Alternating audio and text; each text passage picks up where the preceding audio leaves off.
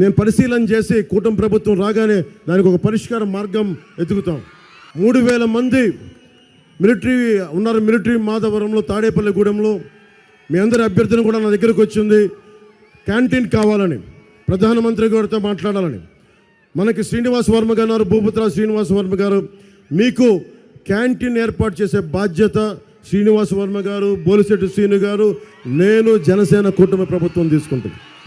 మీకు నిజంగా కేంద్ర ప్రభుత్వం కనుక లేట్ జరిగితే నేను మీకు మాటిస్తున్నాను, 3,000 మంది మిలిటరీ కార్మికులకి నేను మాటిస్తున్నాను, అక్షయ ఫౌండేషన్ తీసుకొచ్చి నేను మీకు అవసరమైన క్యాంటీన్ నేను ఏర్పాటు చేస్తాను.